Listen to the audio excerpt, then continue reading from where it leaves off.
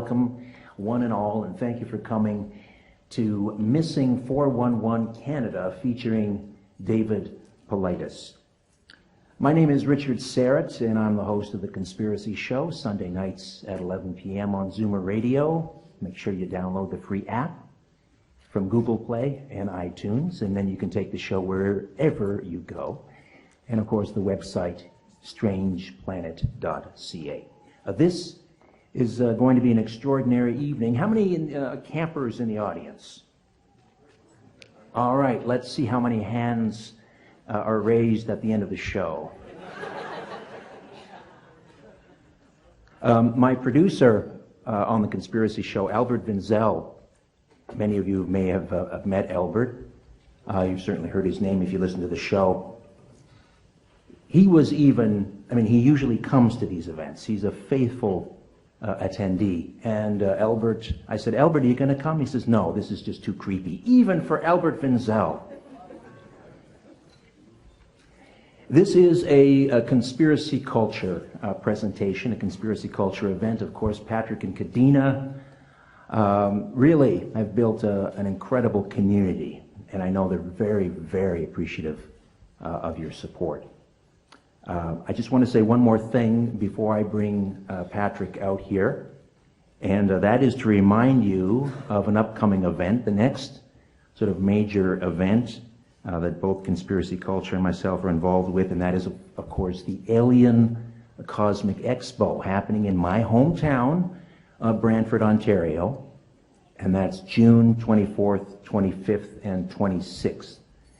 And on the Friday, there's going to be what they're calling an experiencer session. So if any of you are attending and have had an experience within the sort of the UFO realm, you'll want to make sure that you're there for that. And then Friday night at the dinner, there'll be a Friday night dinner, and also the presentation, a premiere of a film about Travis Walton, of course, one of the most famous alien abductees of all time.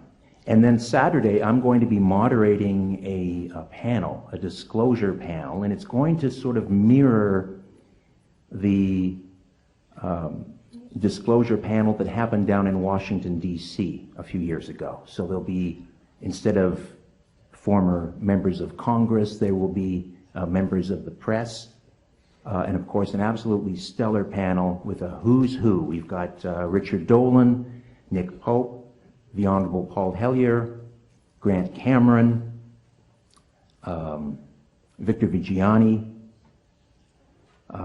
probably Travis Walton will be on that panel as well, Stephen Bassett, sort of the grandfather of the disclosure movement, some might say. So that's on this Saturday. So again, that's June 24th, 25th, 26th, Brantford, Ontario, and it's at the Brant Park Inn.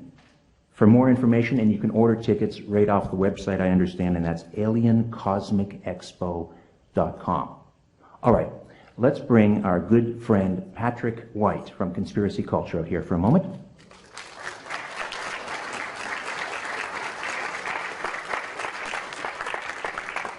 I'm just as anxious as everybody else to hear David, so I'll keep it under 30 seconds. I really appreciate everybody coming out to spend an afternoon, evening with us on such a beautiful day. It really means a lot to see such a collective of interesting, wonderful, critically thinking individuals all together in one space. It warms the cockles of my heart.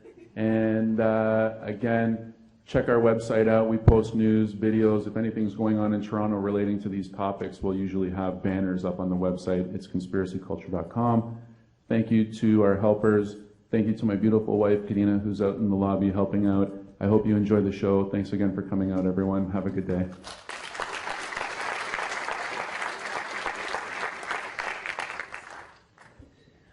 All right, to the main entree. David Paulides, Missing 411, is the first comprehensive book about people who have disappeared in the wilds of North America. It's understood that people routinely get lost, or some others want to disappear. But this story is about the unusual. A tip from a national park ranger led to David's 3-year, 7,000-plus hour investigative effort into the understanding of the stories behind people who have vanished. His books, chronicle children, adults, and the elderly who have disappeared, sometimes even in the presence of friends and relatives. As search and rescue personnel exhaust leads and places to search, relatives start to believe kidnapping and abductions have occurred. Paulides has studied the archives of missing people for similarities, traits, and geographical clusters.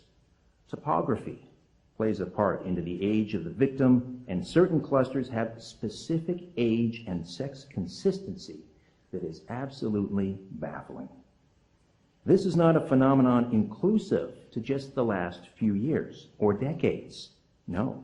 Clusters of missing people have been identified as far back as the 1800s. I welcome David Paulides.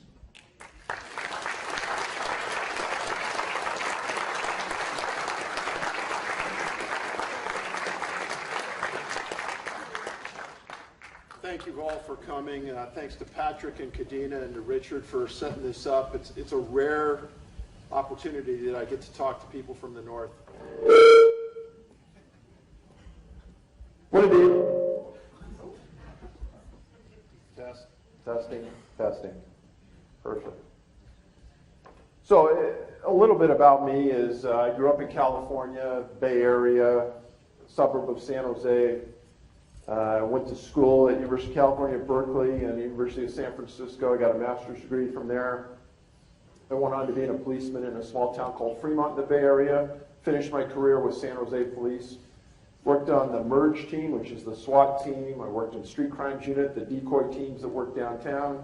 Worked as a detective. My final few assignments were as a sex registrant task force member. And at the end of my career, I was working in a liaison unit. After my 20 years in law enforcement, I thought that it was going to be enough, and I had a friend that ran human resources for Fujitsu Corporation. He said, "Dave, come work for me." And I had a master's degree in HR, so I went there and ended up taking everything west of the Mississippi and running HR for them for a couple years. It was a real interesting paradigm shift for me to see the workplace and apply investigations there. After a few more years in HR, I ended up leaving, and I thought, okay, that's enough. I've got retirement now. And then some things happened, and some people in technology approached me about some things to do. And namely, it was a person out of the Yukon that had a technology company that was bringing new, innovative research to the diamond industry. And that's how I learned about Canadian diamonds. And I spent 3 years with this company as the head of business development, went to Africa, talked to the people there, mining people, and essentially traveled throughout the territories and the great north here and learned about the great people here and how close you and I are that many people really don't understand. And when I got into this research, the closeness between Canadians and the U.S. on missing people is almost beyond comprehension. They're almost cookie-cutter cases that we're going to talk about tonight. There was an article in the Star, and usually I start a talk about something local, and there was an article in the Star about Morley Safer. And we kind of laid claim to him in the States, but he was really from Canada. And they talked about how Safer was entrenched in the U.S., but never lost his Canadian sensibility. This is a quote. He had that little bit of ironic distance that Canadians have about the United States. They love it, they love coming here, but it's a wider sphere of opportunity, but they have that little sardonic twist about the United States. And let me tell you that many U.S. citizens have that sardonic twist about our own country. So I can tell you that we're a lot closer than most people think. So first of all, we're going to go through some slides here about things that happen close to Toronto. We'll start there, and then we're going to slowly move out. So I want to grab your attention and let you know it's happening really close. Yeah, sure. One thing that's in my books is the word coincidence. A lot of people don't believe in it. A lot of people think, well, if it's a coincidence, there has to be some underlying ties. And this is a quote that we have on the wall in our office, and I think it's important. This quote came up about a month ago. I want everyone to read it, and I'll give you a few seconds, but I think it's right on key to what we're doing tonight.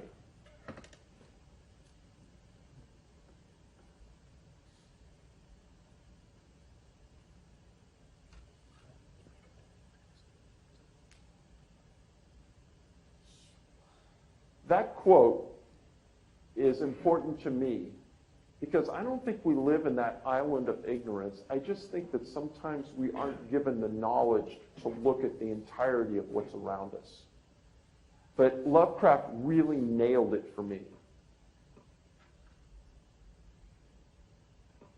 We shall either go mad from the revelation or flee from the deadly light into peace and safety of a new dark age. So, talk about what we're doing tonight.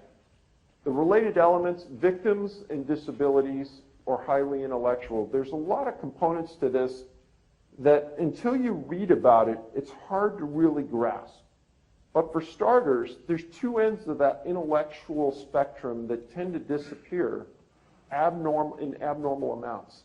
We have people with inherent disabilities, and we have people that are brilliant that are disappearing. And I'm talking about super brilliant. Canines, people disappear with dogs. Bloodhounds can't or won't track the scent. Many people are found near creeks, rivers, and water, national parks. There's a geographical clustering effect in North America and in the world at this point. Boulder fields, mountains, and water are in common with this. In the early research, I chronicled a series of people that disappeared and berries were involved, the most notable being huckleberries. Lots of times people are found in the middle of swamps or near. And in the infrequent times when people are found and they're alive, they can't remember, don't want to remember, or recall something that's very strange. If they're found most commonly in a semi-conscious or unconscious state, face down. Many times they're missing clothes and shoes. The most common time for disappearance is late afternoon and early evening, by a very preponderance of the numbers. And in Missing 411, The Devil's in the Detail, I have an entire table there that shows dozens of times and dozens of times that people are found in an area that's previously been searched. Not just once, sometimes dozens of times. In one instance, a little boy who was missing was found laying on top of a tree that was laying across the trail, and a trail that the searchers took every day for 7 days to get out into the field. And most commonly, bad weather is associated with somehow in the disappearance. So this is the most recent cluster map. And right here around the Great Lakes is important to me. There's a book called The Great Lakes Triangle. Remember that book, The Great Lakes Triangle. Everybody in this room should read it.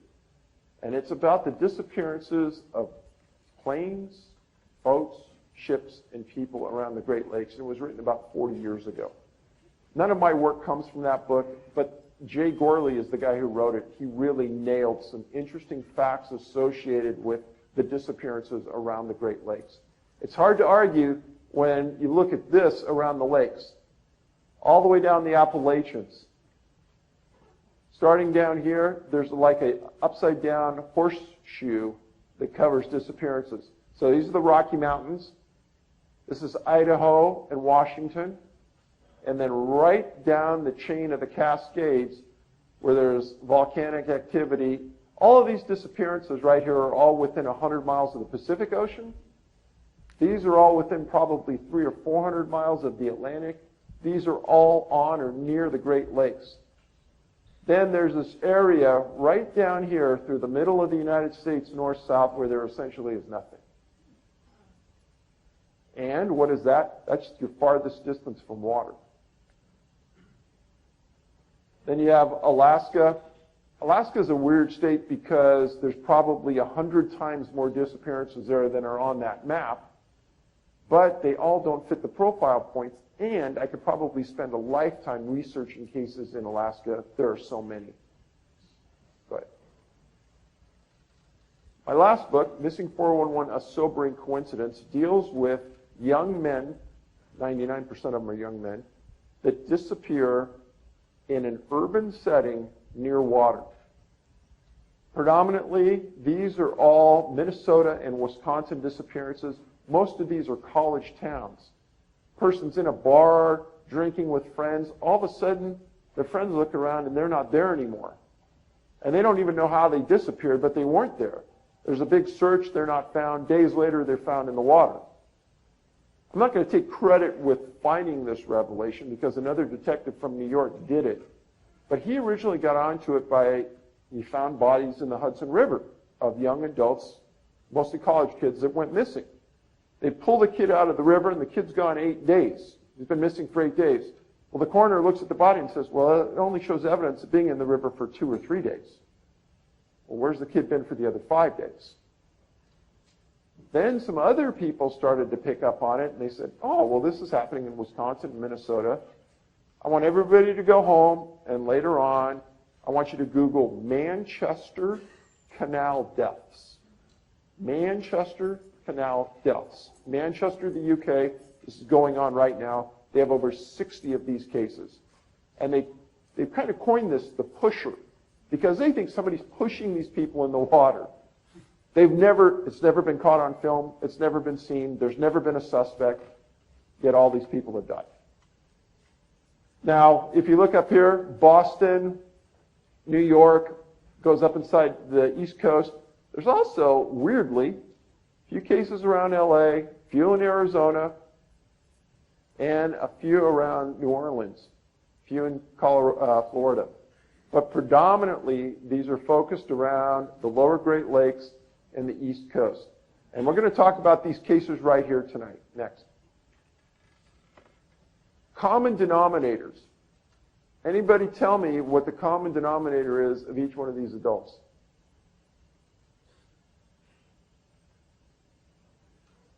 Each one of those people is a physician that disappeared. And I could probably double that map in the last year or 2 years of physicians that have disappeared under weird circumstances. Talika Patrick was driving down a road in northern Indiana, pulled to the side of the road, got out of her car, and disappeared. There was a lake across the highway from where she disappeared. They brought in the FBI. They brought in underwater submersibles. They searched this small lake for a week, didn't find anything. 3 months later, she floats up in that lake. James McGrogan, I actually did a video about this that's on our site on YouTube. If you go onto YouTube, look at canammissing.com. His story is there. He was also from Indiana by coincidence. And he came out to Colorado to do a hike outside of Vail, and he disappeared. He was found 2 weeks later, 2 mountain ranges over, in an area that was impossible to get to, according to experts on the route he took. We interviewed the experts. They said, we don't know how he got from here to there. He died of a fractured skull in the middle of winter, wearing a helmet, and they found him with no boots on. Another factor in many of these disappearances that I talk about. I could go down the line. This is a girl and her boyfriend. She's a physician. He was an attaché from Quebec. They disappeared in British Columbia. They've never been found. Let's see what else. This is a daughter. This is the daughter and the dad. He's an emergency room physician from Denver, Boulder actually. They were hiking a 14er on Mount Missouri, and they disappeared somewhere near the top of the mountain. So when you hike a 14er in Colorado, there's nothing up there but boulders and rocks and things. There's no trees. When you disappear, there's no place to go.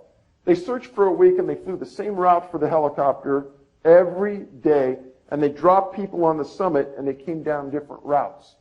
On the 7th day, flying the same route in, at the bottom of the mountain, they noticed 2 bodies there. It was them. On the 7th day, they saw them. Where were they for the other 6? They interviewed the sheriff on that case, and they said, how did those people end up there? And he goes, there was no wind. It was perfect weather. We can't find an area where they fell from. We don't understand how this happened.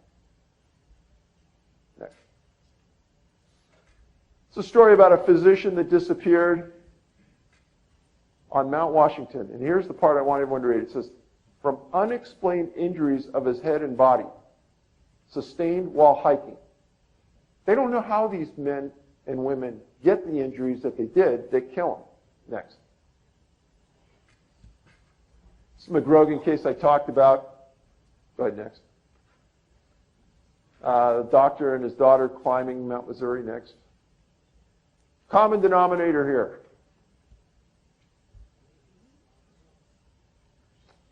Weird group here. All young ladies and women that have disappeared and never been found. Yosemite National Park right there. Teresa Beer lived in a community right next to where I used to live in California. And that was the number one case I ever researched because I knew about her and the tragedy that went through her family. She was with her dad. They went into Yosemite on horseback with a group party. There was like 8 of them. And they got into the middle of the park, and they were staying at these cabins. And she got off her horse, and the wrangler took the horses, and she kind of freshened up with her dad. And she goes, hey, Dad, I'm going to walk out there to that point 100 yards away with this other 78-year-old man. I'm going to take some pictures. Everybody sees her walk out to the rock. She sits down with the man. She's taking pictures. She tells the man, hey, I'm going to walk down this boulder field right here. And a quarter mile down there, she saw this lake, and I'm going to go take some pictures of the lake. I'll be right back. Man says, yeah, everybody sees her walk down the mountain. She disappears at a tree line that's surrounding this lake. Nobody ever saw her again. The only thing they found on the search was the lens cap to her camera inside the tree line around the lake. They searched for 3 weeks, never found anything. I filed the Freedom of Information Act against the National Park Service for that case, and an attorney called and asked, why do I want that case? I go, hey, that's an inappropriate question. According to the law, you can't ask that if you're going to release it or not. I'm doing research and I just want the case. No. I go, what do you mean no? Well, we're not going to say anything more, but no. 2 weeks later, a special investigator from the National Park Service, an agent named YU, calls me and says, why do you want that case? I said, what does it matter? I just want the case. She lived in a community near me. Now, quote him, you will never see that case. I go, why do you talk to me like that? He goes, you're never going to see it. That's the only case that the National Park Service has that I've identified by name, date, and location that they haven't given me, and I don't know why. She's never been found. That's Stacey Harris. Teresa Beer disappeared in Great Smoky Mountain National Park. Great Smoky Mountain National Park. Colorado. She went to her grandparents' dude ranch outside of Pinedale. Her brother said, yeah, everyone saw her walk down to this area and she was going to sun right next to this beautiful lake. Her brother came back about 3 hours later. She wasn't there. This is in the middle of Nowheresville. It's like a 20-mile road to get into this place. I went there 2 summers ago. And the area where she disappeared, they searched it for 4 days. They went up over the top of this one mountain, and on the back side of the mountain, they found all of her clothes in a pile. 50 miles in that direction is nothing but wilderness, no roads, nothing. She has never been found. A lot of rumors, she stripped down and she walked out 20 miles to leave. Her twin brother said that would never happen. Let me see. Thelma Melton, Great Smoky Mountain National Park, disappeared on a hike. In Arkansas, Park, Arkansas, disappeared walking on a trail in a state park, never found. Amador County, on the outskirts of Yosemite, her husband was tilling the field. She was riding it with him. He dropped her off, and she goes, I'm going to just walk home. It's like 100 yards through the field. She's never been found. Next. Common denominator. This is an interesting one. Anybody know? All runners, they were all runners that disappeared. Jarzik, running on a sidewalk in New Jersey, disappeared, was found in the Hudson River. Glenkowski, running outside of Northern California, she disappeared at the same time a second person disappeared in that same state park within 11 days. Both were found, both deceased. Victor Tenney, a world-class runner we're going to talk about later. Another world-class runner disappeared on the hills of Hawaii. Jonathan Ajay is an LA County sheriff, disappeared in Devil's Peak on the backside of LA County, running in the mountains. Has never been found. Mccullar, a world-famous athlete for trail running, disappeared, was found 3 days later laying in a creek, deceased. Anybody know this man right there? We'll talk about him later. And Michael Lemaitre was running a race in Seward, Alaska. And he was the last man to reach this peak. And you run from Seward up to this peak, and then you come down. He was the last man up, and the race profiler said, "Hey, are you okay?" He goes, yeah, I know the way down. I'm going down. The official said he saw him going down. Never seen again. Huge search. Never found. Next. Okay, Jeffrey Boucher, Whitby, Alaska. Anybody tell me about the case? Disappeared last year, the year before. Never found. Okay, he's a high school teacher. High school teacher, 2 daughters. Mr. Stability. Every morning at 6 a.m., he wakes up, rain or shine, snow or ice, and he runs. His wife says, I heard him get out of bed, I heard him put his shoes on, and he left. He didn't come back. She calls the police. The police start searching. They know the area he runs in every day. He's not a person to take risk. He's a very simple, stable, simplistic person who runs in this kind of rural area out in Whitby near his house. He didn't come back. They brought in canines. Canines didn't find a scent. They tried to track. They couldn't find any tracks that they could guarantee were his. They thought maybe, and his wife said, no, I don't think so, but they thought maybe he ran off the wharf and slipped on the ice and fell in the water. So they brought in robotic underwater cameras and they searched that area for days. They didn't find anything. It went on and on like that. Next. 52 years old, father, geography teacher, married 21 years, a daily runner. He was missing 6 a.m. January 13th. Go ahead. Body found March 29th, Hayden Shore Pavilion. They first found one of his shoes in that area. Then they found another shoe. Police found the body. He's naked, and they said he was frozen like an ice cube. Now, what's important about this is the lake wasn't frozen. It was not frozen when they found the body. So what I want everyone to do, if you think this isn't odd, is to take an ice cube and put it in water and see how long the ice cube lasts. It's not going to last that long. Because the churning of the water, because of the temperature of the water, he should not have been frozen. I've talked to a lot of experts about this. Now, the wife said, yeah, they told me that they figured that there was no cocaine in his system. And she goes, but they couldn't tell me anything else. They couldn't figure out why he died. Now, that's a common feature. And what's happened is I've done so many presentations around North America in the last several years. Medical examiners are starting to pay attention. And there's 3 I talk to on a regular basis. Because I have to understand for myself why this may be odd and why this case may not be odd. In general, medical examiners, coroners, have the ability to determine the cause of death. And when they don't determine the cause of death, that's not normal. If somebody drowns, they should be able to figure out they drowned. If somebody has a head injury, they should be able to figure that out. If there's a ligature mark around the neck, hey, maybe they were strangled. But in all these things, in a majority of the cases that we're going to talk about, the cause of death is a tough thing to determine. And on many of those times, they can't figure it out. In Boucher's case, they never could determine the cause of death. And that is not normal. Yes?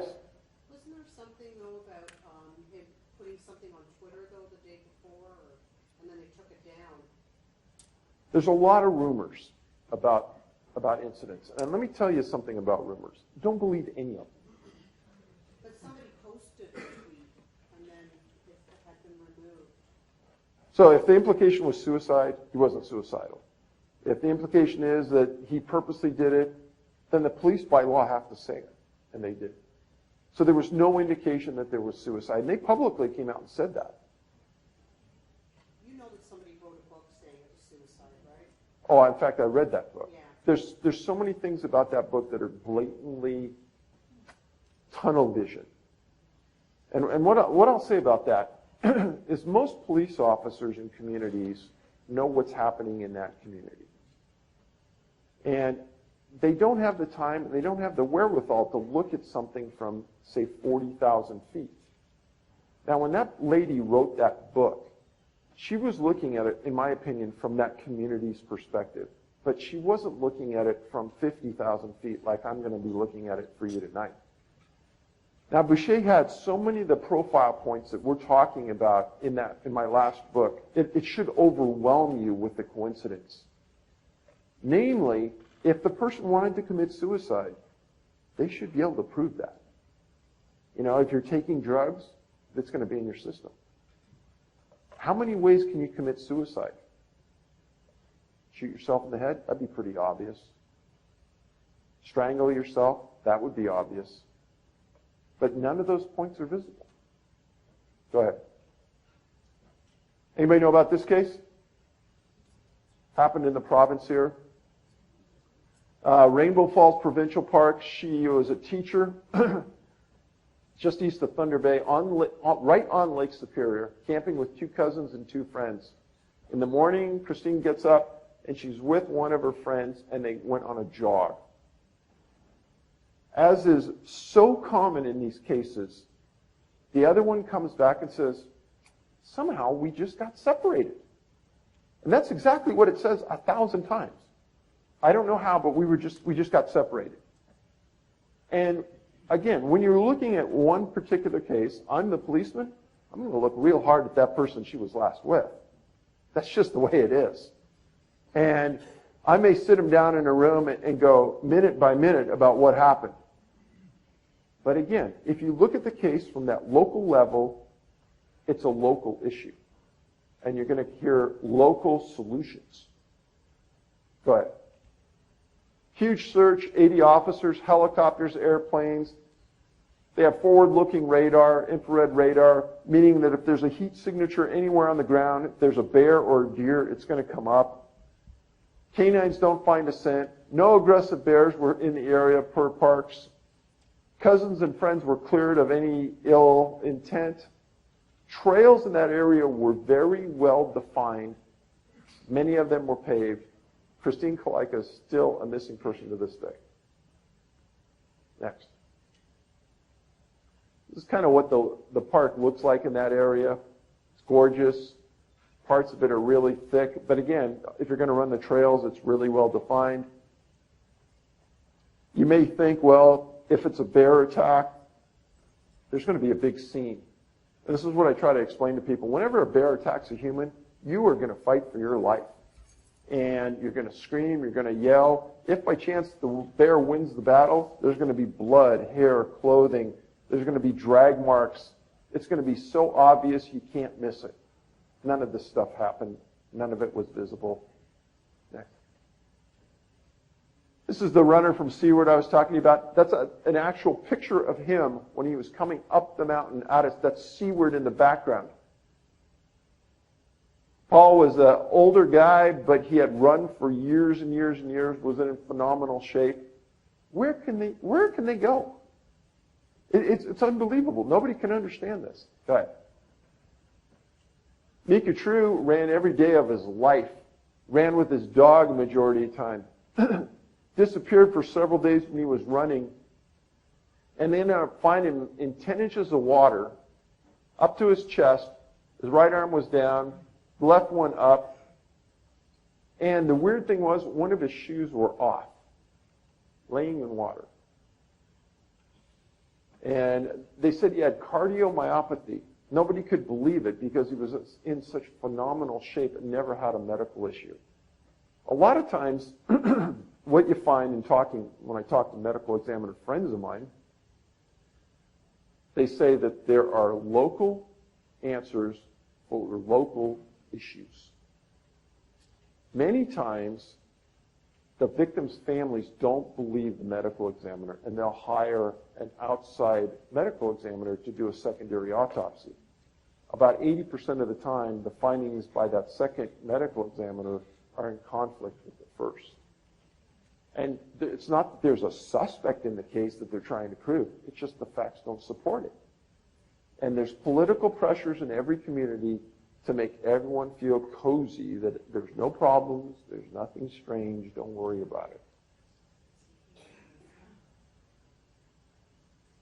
A very, very, very strange case. Victor Tenney in the Canary Islands. That is exactly a look at where he took off running. And just outside that picture to the left, there's nothing there on the ground. He was running up above tree level. There's no place to go. He was a world-class triathlete that ran every day. Next picture. There's the mountain in the background that he was running. He's never been found. Where could he go?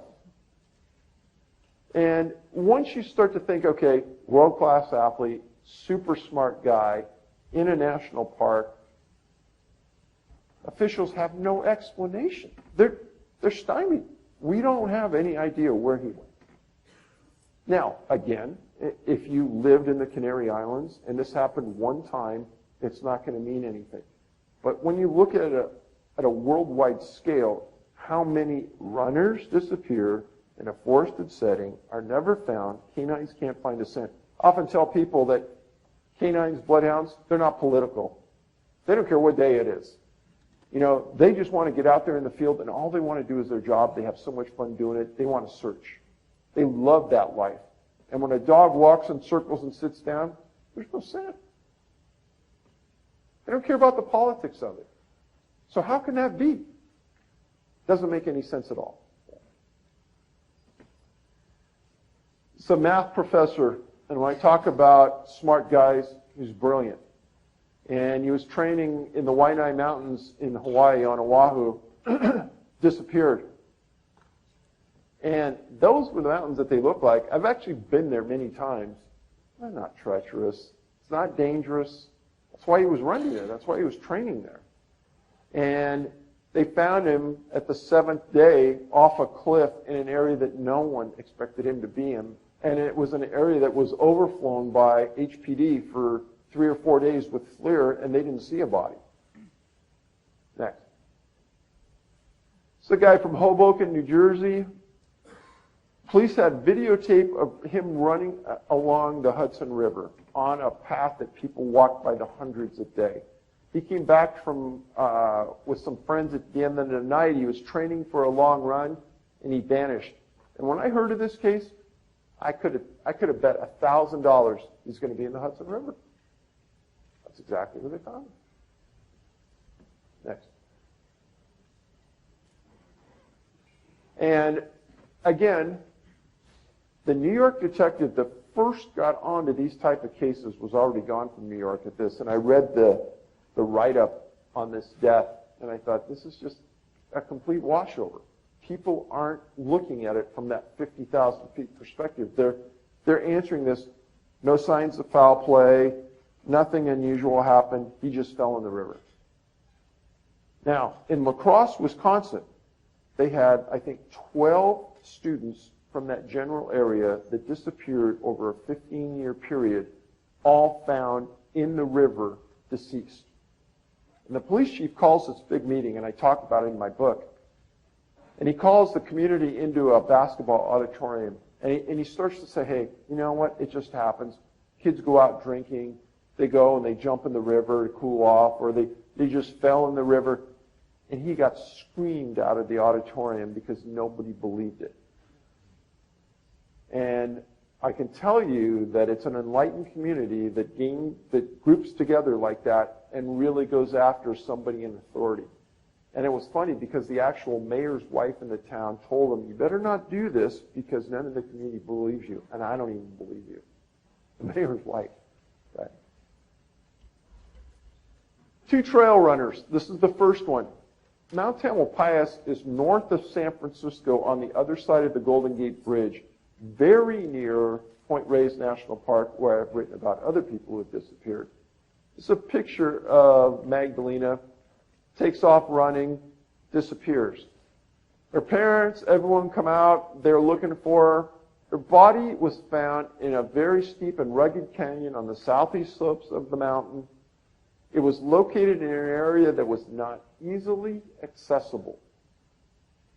Members of Marin County Search and Rescue that led the search were assisted by other counties as well. They never believed that she would have went there, and her parents said there's no way she would have went into that area. She would have stayed on trails. Next. Within days after that, Marie Sanner disappears in the exact same area with her dog. She's found under almost identical circumstances, and the front pages of the paper in that area all said, there's got to be a killer, there's got to be this, there's got to be that. The police say, oh, it's just a coincidence. Again, 2 cases, nothing for 20, 30 years before, and nothing since. And that's the way a lot of these things happen. Now, if I have 10 cases like this in one area, obviously everyone's suspicion is going to be raised, everyone's going to be focusing that bright light. If I do 1, 2 cases a year, I do nothing for 6 or 7 years, and then I have one other case, things like that happen. But I call this another spoke in the wheel, and this is water-related men's deaths. And at the beginning, I was reluctant to start going down this trail because I didn't really know if I could prove that it was related to the other 4 books that I wrote on Missing 411. After I got into it, canines can't track a scent from the person last seen. A lot of times there's no cause of death, blah, blah, blah, blah, blah. Son of a gun, it's all a match. The difference being is that the paradigm of Missing 411 over here with this over here, some people who don't and won't read the books can easily say they're not related. Once you read the books, you see the line of thought and how it's all related. Next. Kind of the basis for that book. Disappears in a city, found in water.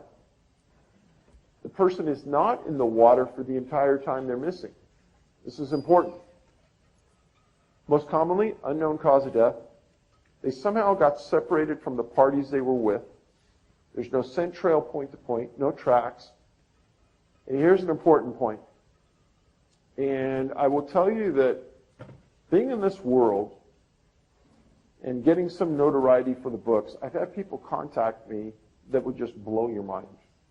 And I'm talking about people that hold top secret clearances. So one person got a hold of me and says, we got to have lunch. We sit down and we talk, and he goes, Dave, that GHB in the system was brilliant. You said something that everyone is ignoring right now. Hold that thought. GHB is a date rape drug. Most commonly used, you pour it in someone's alcoholic beverage. Within a short period of time, they feel groggy and drowsy. You carry them out to the car, you take them home, and you date rape. And then they don't have a memory the next day of what happened. That's most commonly what happened. The reality is, in these cases, nobody sees the person drowsy, drunk, stumbling, staggering. Nobody sees the person leave with somebody else. There's never a fight. There's never a struggle. The person is there 1 minute and gone the next minute. And that's just the way it is. But in these cases, most commonly, in fact, like 99% of the time, coroners and medical examiners don't screen for GHB in blood. There's like a screen of 40 drugs. GHB is not one of them. What happened was that one time, a medical examiner says, you know what, we've had a lot of these cases, I'm just going to screen for everything. It's going to cost me a lot of money, I'm going to do it. Bango, he gets a hit for GHB. GHB is something that is produced in the body in minuscule amounts. A lot of people don't know this. But in the quantities that they're finding it, it's huge in the body. But it's also one of those drugs that leaves the body quickly after it's ingested. Now, how these people got the GHB is the $1 million question. I've stated before, I think it's something aerosol. I think there's something, some way that someone's targeted. They ingest it through an aerosol means because it's never in their drink that's later tested. They never are taking drugs. A lot of these people are athletes that get drug tested, so there's no way they're going to be taking drugs. This doesn't make a lot of sense. But those water-related deaths, Minnesota, Wisconsin, Illinois, Boston, New York, Michigan, Ontario. Now, how do we know the bodies aren't in the water the entire time? This is pretty simple. And this made me think about all the cases I wrote about on the trail side disappearances. When you disappear on a trail and search and rescue found you and you're dead, these people, 99% of all SAR, search and rescue workers, are volunteers. They aren't professionals. They're people like you and me who volunteer their time to go out and find and save someone's life. They take courses, they do things, but they're not professionals per se. They have certifications. But when they find a body, their job's done. They go home, they did their job. They're never, ever thinking criminal. I talked to the National Association of Search and Rescue Professionals at Lake Tahoe a few years back. And I gave them a presentation much like I'm giving you. And the difference being there were a huge room of people from all over North America, many from Canada. And this is exactly what I told them. I said, you guys are doing God's work. But you know what? You're never thinking criminal. You're always thinking search and rescue. And there's nothing wrong with that. But I want that paradigm shift to be, when you find a body and it's laying there with no clothes on or it's no shoes on and you can't imagine how the person got there, I want you to look, don't move the body, but look at the feet. Do the feet show wear and tear walking over trails? If not, I want you to think, how did the person get there? And then I also want you, when you're searching, to be thinking of footwear, thinking of clothing. See something odd laying in the middle of nowhere, mark it, GPS it, pick it up, take it. Manchester, UK, I talked about. This is going on right now. I've validated 9 countries where this exact same thing is happening in. And the UK is big right now on this in multiple locations, not just in Manchester. Yes, sir? I did. It was excellent. And essentially the guy threw his arms up saying, they don't know. There's a lot of, but again, the police over there sometimes will make statements like, well, you know, this stuff's happening, but nothing unusual. There's no marks on the body. Somebody, he might have slipped and fell in. And then I talked to some people in the UK who knew a lot about these cases, and they said, well, yeah, Dave, but what they're not saying is those canals, most of the time you could just stand up in them. They're not even that deep. So if a person fell in, why didn't they stand up? Well, if they have GHB in their system, you almost feel like you're paralyzed and you can't move. You recognize what's happening, but you can't do anything about it. Next. Anybody know this gentleman? Ever heard of this case? Brilliant. Physicist. Missing 12310 Deep River, Ontario, 41 years old, born in Melbourne, worked for the Atomic Energy of Canada, worked at their Chalk River labs. He was an athlete on the side, loved curling, wasn't married, lived alone in a single-family house, just like probably you and I live in. Next. January 23rd, he missed the curling championships, and this is what started to trigger a steamrolling effect as to what happened to Lackland. Reported as a missing person. He's what's called a powder diffraction expert at work. Don't ask me what that is. I read about it and I couldn't even explain it to you. It's so deep. So police found his residence, door unlocked, car in the garage, garbage cans at the curb. That's a key point. When he came in, he knew he had to put the garbage cans out that night. So he took a bus from work, he had his ID, had his coat on, puts the garbage cans out. Next. People searched the neighborhood and the area around a river that is located about 500 to 700 feet behind his house, a couple streets over. It's a long ways away. No tracks leading to that area. The river's frozen over. There's no ice breakage. His GPS and wallet are inside his residence, again with the door unlocked. His brother lived in Australia, and this is what he said. The circumstances of the disappearance are just bizarre, said the man's brother. I talked to lots of locals there, and they think something extraordinary happened to him. I want to interview him. I want to know what extraordinary meant. Because super safe community. It's in the middle of winter, essentially. Everything's frozen. I'm not going to go out for a little midnight walk at 11:30 at night. Go ahead. Body is found in June. 2 canoeists in the Welsh Bay, east of Deep River Marina, find his body in 2.5 feet of water. He's wearing his lab coat and his ID, just like he went and put the garbage cans out just after he came home from work. Unable to determine the cause of death, police theorize he went for a late night walk at 11:30 p.m. in Northern Ontario. Anybody buy that?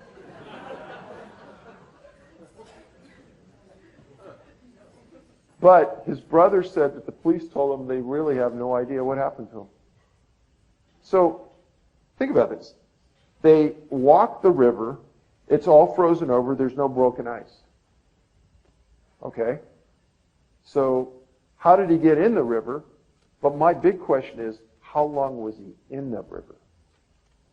And how did he end up on that eastern side of the bay, away from the marina in 2.5 feet of water? The whole thing doesn't make any sense. But as you dig deeper into all these cases, none of them really make a lot of sense. Now, the coroner doing this case, again, and I'm not being critical, I'm just being honest. Local case, local issue, local solution.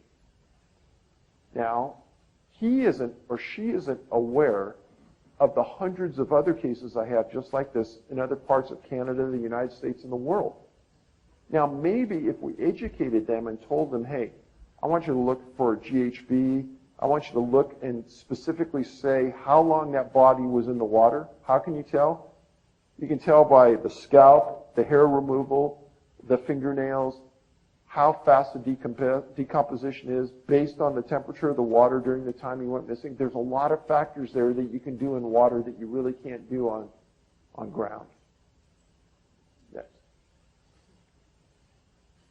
So they were saying that the ice is 4 feet thick when he disappeared.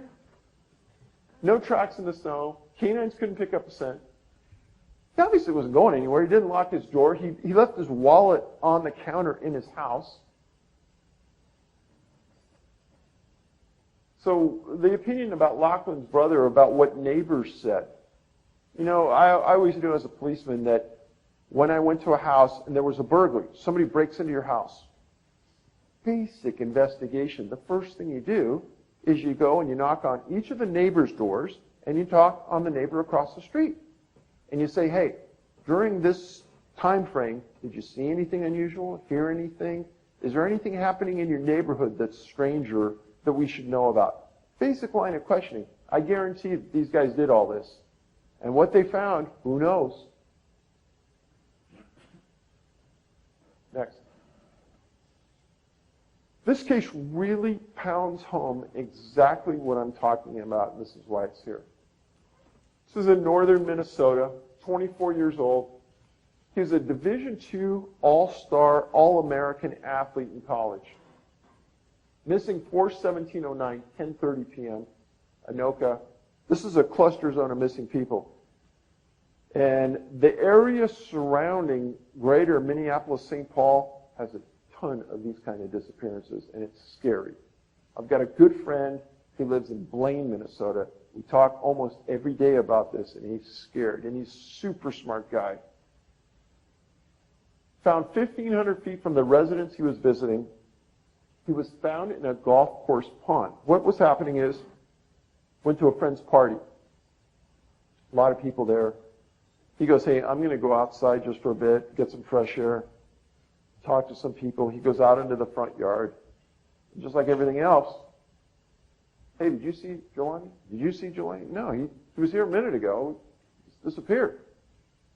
So there's no cause of death when they eventually autopsied the body. But they start searching, and they find some socks over here in this backyard, and they find a cap over in this person's backyard, and they start looking around. They can't find anything. Next. They find him in this pond. This is exactly where they found him. And it's about a quarter of a mile from the house to the golf course. Now, this area all around here, it had been raining super heavy for the previous 3 or 4 days. And the golf course was shut down. It was all muddy and mucky and yucky. Well, every once in a while, the cops do something right. Every once in a while. I got to give them credit. They pull the body out of the water, and no shoes, but his socks are on. Kind of strange. And the cops look at the socks, and they're perfectly clean, like they just came out of the washer and the dryer. And the cops say, well, this doesn't make any sense. How did he get from the house to over here in clean socks? Because it's all muddy. Look at what the muck we're standing in. So the head of detectives was interviewing. He says, someone placed Johnny in the pond. And he says, it's the most frustrating case in my career. Why is it the most frustrating? Is because when it went to the coroner, they couldn't determine the cause of death. Meaning, in their opinion, he didn't drown. He didn't die from hypothermia. He didn't kill himself. There was no drugs in his system. But why this case is important is because it shows that picture that there's no way for him to walk from point A to point B. And maybe that is the point of most of these cases. In most of them, the local community, the local cops want to say, he made a mistake. He just, he took his shoes off, went through a walk through the golf course, got hot. Okay, maybe a local community is going to buy into that. But when you look at it on that bigger scale, that's not what's happening. Next. Anybody heard of this case? Happened right down the lake here a ways. Of all of the guys I've ever written about, I kind of say that Joseph was one of the cleanest cut, nicest kids you could talk about. His parents went through hell. And I probably am guessing they are still going through hell trying to figure out what the heck happened. So he was in the military academy, went missing October 22nd, 2003, 1 a.m., Kingston. He was just elected the previous week squadron leader, the most prestigious position in his class. He had the world on his shoulder. Great student, girlfriend, straight arrow, never did anything wrong. He was what every parent would want as a kid. He was described as being super smart, extremely mature, well-rounded, and knew where he was in life, and knew where he wanted to go. Next. The way the story goes is that he's in his dorm room with his longtime girlfriend working on a paper for a law class. 1 a.m., the girlfriend falls asleep on his bed. He is sitting at his desk working on his project when she falls asleep. 5:30 a.m., she wakes up, Joe's gone. Joe's cell phone, wallet, and watch are on his desk. Key points right there. Cell phone, wallet, and watch. Electronic, probably. Cell phone, definitely electronic. And many of the cases I write about, people don't have their cell phone with them when they disappear. And why is that important? Can anybody tell me? Get tracked with your cell phone. So some reason, how many kids that age go anywhere without their cell phone? Right? And wallet. Where are you going? Well, he never came back to the room. At 4:30 that afternoon, the girlfriend knew he had basketball practice and went there. He wasn't there. And then she knew something was really wrong because the guy never missed a class, never missed sports. Next. So has anybody ever seen what the academy looks like? Sits on this peninsula, river on one side, lake on the other. Beautiful setting. Next. Missing person reports filed. It's on military property that he disappears.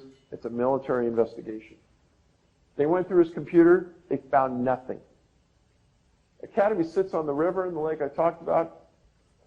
November 13th, his body's in the river. Coroner could not determine the cause of death. Now, they had, go ahead, next. They had multiple inquests. Canines never could figure a scent of where he might have went. 2 inquests, 2 autopsies, no cause of death. Parents stated the Grizells always maintained that their son's death was neither an accident or a suicide. What does that mean? In my mind, that means he was abducted and murdered. What else can it mean? Am I missing something? Body missing for 3 weeks. Pathologists testified body consistent with being in the water for 1 to 2 weeks. Where was he for the other week? A key point. A subtle point that's missed by most of the press. And you wonder why the press doesn't ask the hard questions? I would have said at that press conference, well, if he's 1 to 2 weeks, where was he for the other week? Well, we don't know. Well, another consistency in many of these cases.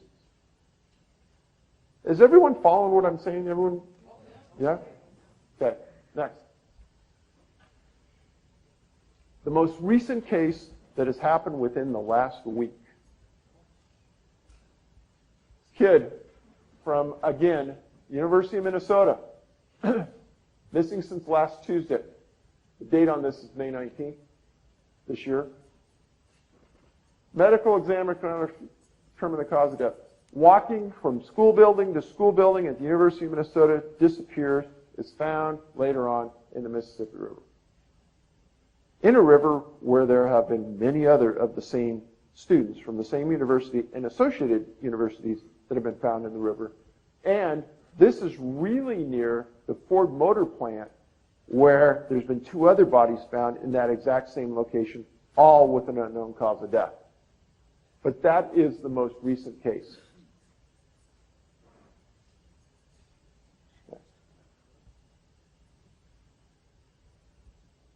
I'm putting this in, this is a Facebook response to the post I made about that young man who died.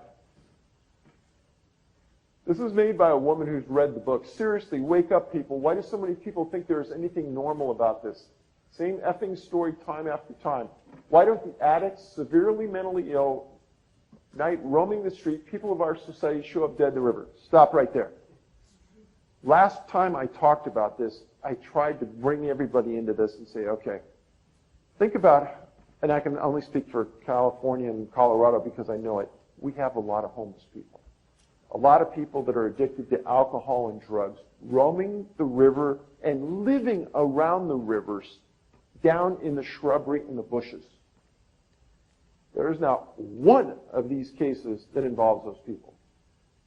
These are college-aged men, women, and older men that are brilliant, that are going on to great things, that are ending up in these locations.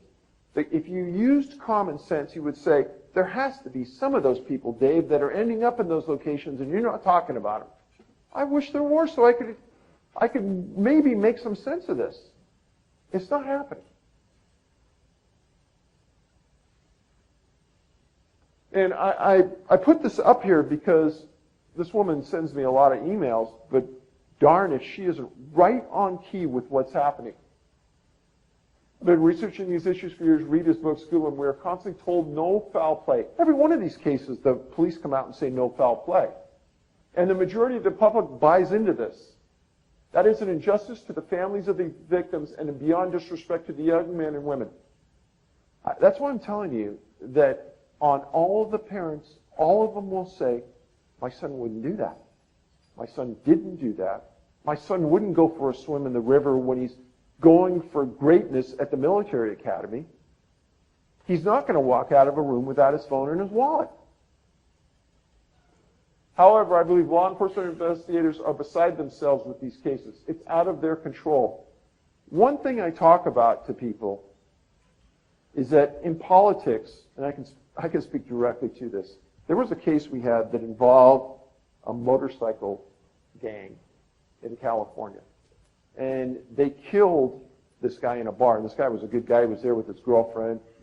And one of the bikers was hitting on the girl. He said something, and they walked out to the parking lot. And she was in the bathroom, and they killed him. We know who did it. And we went out and we interviewed this guy at the hospital the next morning. I was working Vice Intelligence at the time, and I knew a lot about motorcycle gangs. We interviewed the guy. The description he gave, we knew who it was. We were going back to the police station to get a photo lineup done and take it back to him, and he ended up dying. He was beat bad. So we go back into the chief's office with our lieutenant with a plan about how we're going to go in and infiltrate the biker gang and arrest this guy. And the chief, I'm in there with my lieutenant, and it was a great plan. And the lieutenant even said, oh, he's going to buy into this, Dave. Just lay it out for him. So I lay it out for him. Chief says this. It's a big case, right, Dave? I go, yeah, it's a big case. And we're going to take down one of the biggest biker gang members in California, right? Oh, yeah. He goes, Dave, remember something. Big case, big problem. No case, no problem. That's it, guys. And we walked out of the room, and I looked at my lieutenant, and I walked in the hallway, and I go, can you just believe that? We heard that? Because that's unbelievable. I apply that here because if there is no problems, if there is no foul play, we have no issue. See what I'm saying? So, and this woman also knows that I talked about La Crosse, Wisconsin in the auditorium essentially throwing the chief out saying this is garbage. And then she went down and she laid out the places that this is happening right now. Please wake up, pay more attention. Something very sinister is happening to the best of our young citizens. It is not suicide. Or I'm so drunk I'm going to jump in a freezing river or lake. She kind of summed it all up right there. And the responses were overwhelmingly positive because she spoke from a position of knowledge. Now, I've given these talks all over, and I've never had anybody really challenge me, probably because they know I know the topic well. But it's very hard in your position to go out and explain to somebody, hey, this is happening. Because even on Facebook or other media sites, I get these responses from people who maybe hear me on the radio once, and they say, you know what, you just can't accept it. People get drunk and they fall in the river and they die. Again, if you buy into that, then at least do me the favor and read a book. And see the evidence I lay out, and the methodology makes some sense. Go ahead. Anybody tell me the common denominator of this group? Exactly. Very good. Hunters. Now, what's important about all of these cases is that there's a historical perspective to it. It didn't start happening 2 years ago. This has been happening for a long time. This is a case that happened in Ontario. 2 guys were hunting, middle of winter, hunting moose, disappeared. One of the few times that I ever write about where 2 people disappeared at the same time. What's interesting is this man right here, he had a disability, and he could hardly, he worked for the railroad, and he could hardly walk. And his relatives said, he can't walk more than a couple hundred yards at most. So they were going to set up in an area and wait. People come back for him. Both of them are gone. Both of them never found. This is the weirdest case right here. His last name is Salmon, S-A-L-M-E-N. I talked to his wife. He was hunting in British Columbia on a lake where there have been many, many disappearances of unexplained origin. He had his dogs with him, and the wife said he brings his dogs everywhere.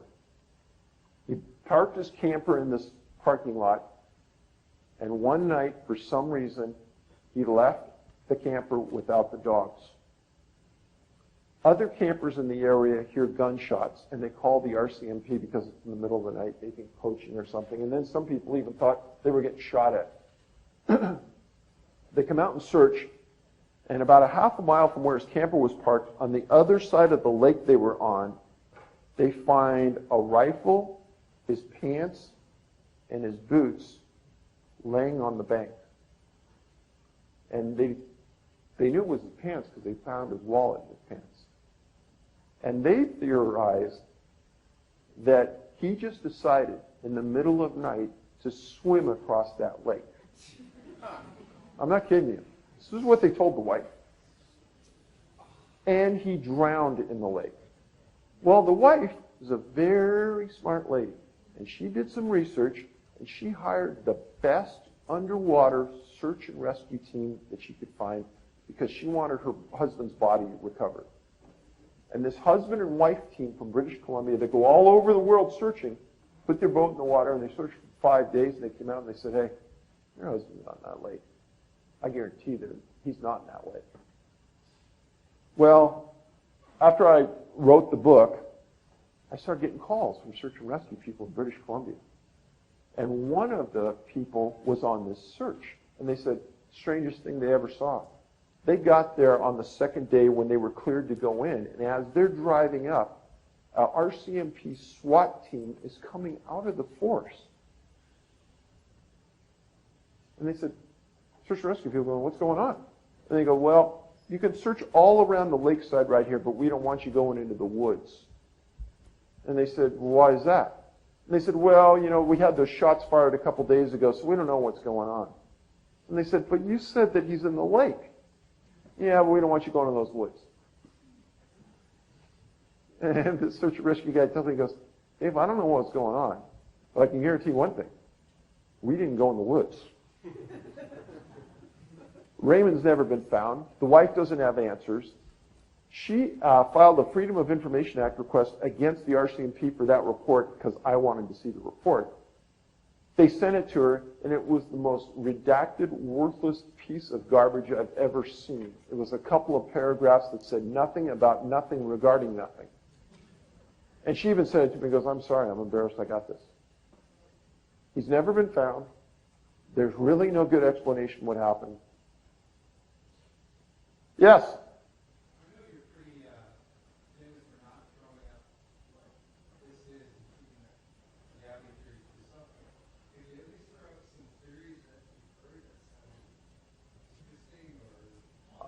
I'm only famous for not giving out my theories? Come on, man.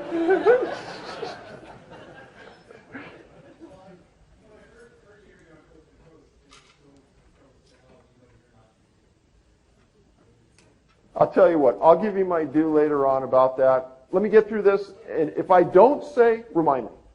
Okay? Go ahead. Next. So, again, these are all hunters. And the reason I'm talking about them here is that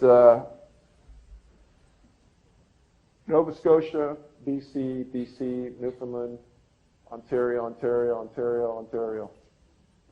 And they're pretty strange. Now, I want everyone to understand that these are not all of the hunters that are missing from Ontario. There's hundreds probably in the last 200 years. But I work within the confines of that profile that we've established. And I try to stay true to that profile. Now, it's very hard to get facts behind cases to even see if they match the profile we're looking at many other times. A lot of times, people disappear because they want to disappear. And there's no law against that. But just because somebody disappears, it's hard to understand the 2 weeks before they disappeared, what facts were gleaned while they disappeared, what did the searchers find on the search, and all of those things go into the mix to determine what happened on that profile. Next. Common denominator. This is a sad, sad group. Dennis Martin, Great Smoky Mountain National Park. Anybody hear me talk about him before? Never found. Dennis Johnson, Yellowstone, never found. Gray Rock Mountain, this is 30 miles from my house, never found. This boy disappeared 5 miles from where this boy disappeared, but it was 40 years later. Do you think the people that worked that case ever even thought about this case? This guy disappeared. He's from Texas. Him and his family, he was in southern Colorado, disappeared In a super rural area near his cabin, walking the dog, never found. This case, in Newcomb, New York, one of the strangest cases I ever wrote about was at a family retreat compound. People were really wealthy. And his uncle said, hey, go back to the house, change your clothes, come on back. He disappeared. They brought in Green Berets. Only 2 times I've ever known where Green Berets were used. And they searched for him. And if this is the area he disappeared in New York, they went all the way around the high peaks, all the way back down the other side, and right here, adjacent to a giant swamp, they lost the scent and he was never found. They said it was a 30 to 40 mile trek that the dogs were on following him. Do you believe that boy could travel that far? I don't think so. Sammy Belkey disappeared Crater Lake National Park, never found. Engbertson on the perimeter of Crater Lake, never found. Perimeter of Crater Lake, never found. North Lake Tahoe, never found. These aren't areas like Engbertson disappeared in a super, super rural area of the outside the park. He was with his dad and his grandpa, and they had a permit to cut a Christmas tree, and there was snow on the ground. His dad went nuts looking for his son. Every time I've met a dad that has lost their son, it has ruined their life forever. And the parents carry that with them in the lifetime. They don't know what happened, and that's the worst thing. They blame themselves, but logic doesn't follow that you should have lost him. Belkey, he had autism, and he was with his dad on a father-son kind of getaway for the weekend. I've been to the exact spot where he disappeared. I've walked the exact spot. He was on a perimeter road area of Crater Lake. Anybody here ever been to Crater Lake? If there's one park you ever go to in the United States, you should go to Crater Lake. It's the most beautiful place you can imagine. It's a giant mountain that blew up, and there's a huge lake inside of it. It's supposedly the cleanest water in the world. And it's dark blue. It's just gorgeous. And around the perimeter of this, they have a road. Him and his dad were driving the road. They stopped. He got out. He ran to the top of this hill, and his dad said, hey, come back. Make a long story short, the son ran over the other side, and for 20 miles, there's nothing. And Park Service threw everything they could at it. That's what they said, and they never found him. I interviewed the sheriff of the county where that boy disappeared. And he told me on the record, on camera, that he goes, why the Park Service didn't call me the first day that boy was missing, I don't know. They waited to the end of the second day to get more resources in there, and then we threw everything we could at it. And he goes, my rule is, when a young boy is missing in the woods or a young girl, we throw everything at it from day one. Why they waited, I don't know. Now, how many people know I was involved in making a movie called Missing 411? Movie's just about pretty close to being done. This is one of the stories that we highlight in there. And the reason it's highlighted is because it deals with the National Park Service and their refusal, number one, to help me at any level in figuring this stuff out, releasing data at any level. National Park Service in the United States has about 300 locations, national parks and monuments. They have a huge contingent of federally trained U.S. park policemen. They go to the Federal Law Enforcement Training Center. They're highly trained. These guys and ladies are super smart and super good. They're better than most of the policemen in small towns around the U.S. because of their training. And it's because of that I knew that they would have the data I wanted on missing people. Let's face it, I could interview any police chief in a medium-sized city in Canada or the United States and ask them, I want a list of missing people from your jurisdiction, and I would have that within 30 minutes. I can almost guarantee that for a fact. We filed a Freedom of Information Act request against the National Park Service for a list of missing people on their properties. And they stated they don't have a list of missing people. Their response was, we rely, this is a quote, on the institutional memory of our employees for that. I swear, it's the truth. And many times I've gone back to them saying, well, have you gotten a list? No. Well, a professor at a university happened to read my books, and she started an online petition to force the National Park Service to put an online list of every missing person in their system. Let's face it, all the large departments in the U.S., they have a list of missing people, and most of them have photos. Why doesn't the Park Service have that? So, at the time, I was a printed author. And there's a legal section in the Freedom of Information Act saying that if you're a printed author, we will waive the fees to you to establish and get the information you want. It's perfect. I asked for it. A month later, an attorney calls me and says, well, we did some research, and your books aren't in enough libraries to qualify for that. I swear. And I had an attorney look, and there's nowhere in the Freedom of Information Act does it even say that. Yes, sir. I'm sure that's some kind of floating number that they just make up. Yes.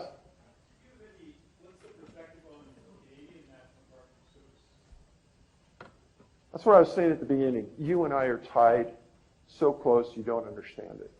But many of the disappearances happened in parks. And, I mean, I'm just talking about less than 3% of 2%, maybe, of all the cases I've documented, which is about 2,000. And tonight you're going to get just scratch the surface of the issue.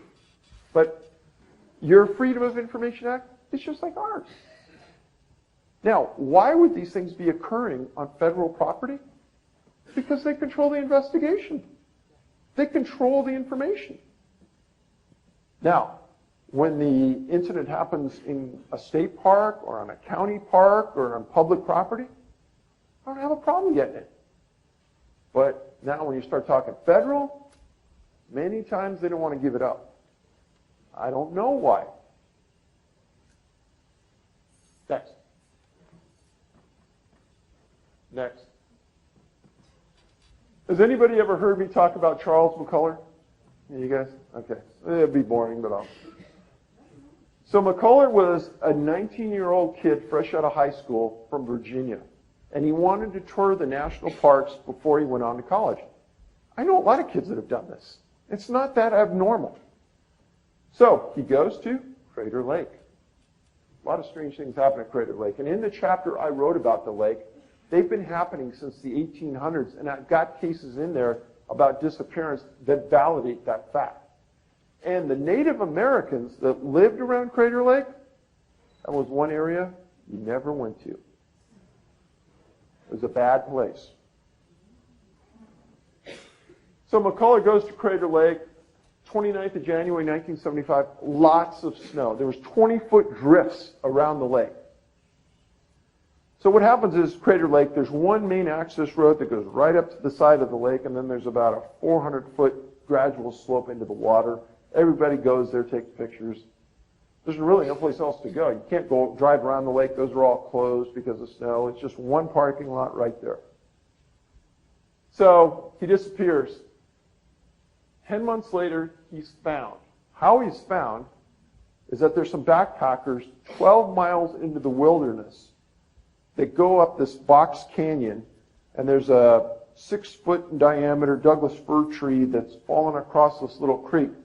And they stepped up onto the top of the Douglas fir tree, and they're looking down, and they see pieces of white bone. They see a skull cap, and they see the most unusual thing that a ranger told me he's ever seen in his 30-year career. Why did this ranger talk? Well, number one, I tracked him down, and he had retired. His name was Marion, the nicest man I have ever met, just about. And I went to his house outside of Medford, Oregon. I knocked on the door, just never called him or anything. And I said, hey, Marion, my name's Dave Paulides. I'm a retired policeman. I'm investigating some cases of missing people. Could I talk to you? He says, come on in. Him and his wife sit me down. He's sitting over coffee, and he says, well, what do you want to talk to me about? Well, for 30 years, Marion was a junior high school science teacher.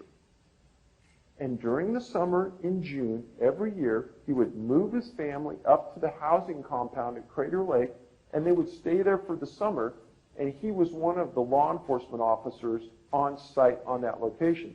When he was a young man, he spent a year at the Law Enforcement Training Center getting trained to do that exact job. So he almost had a full-time job all year, being a science teacher, and then he'd go be a policeman. He says, what do you want to talk to me about, David? I said, Charles Mccullar.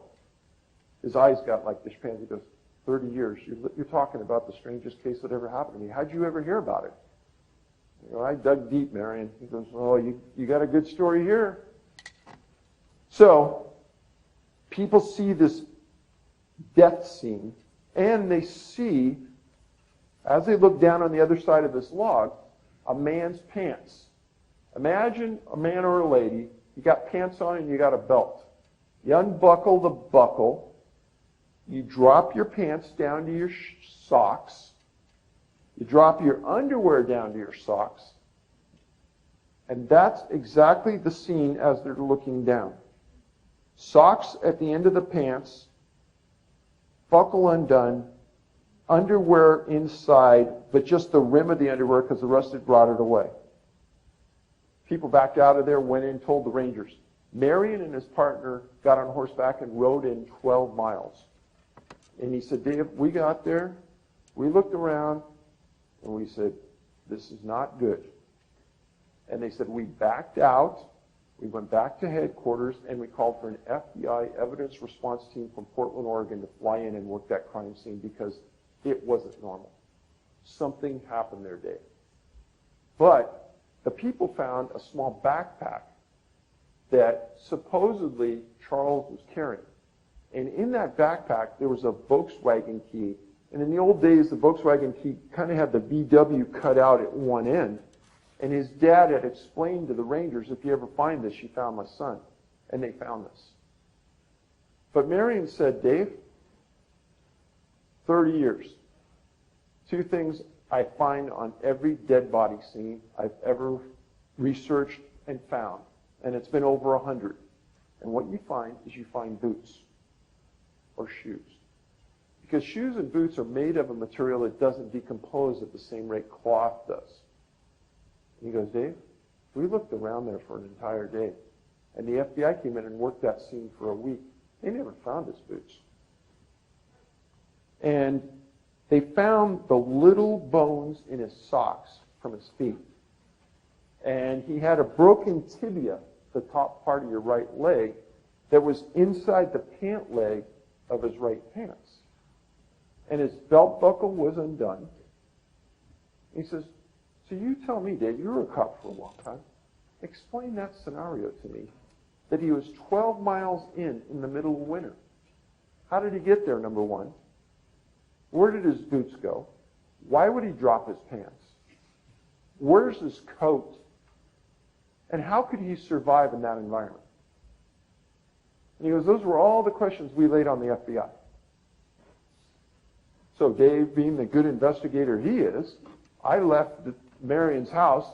The next day, I filed a Freedom of Information Act against the FBI for the report. And what I got was the biggest. Imagine 3 pieces of paper, and 90% of it is blacked out line by line. Why? Yeah.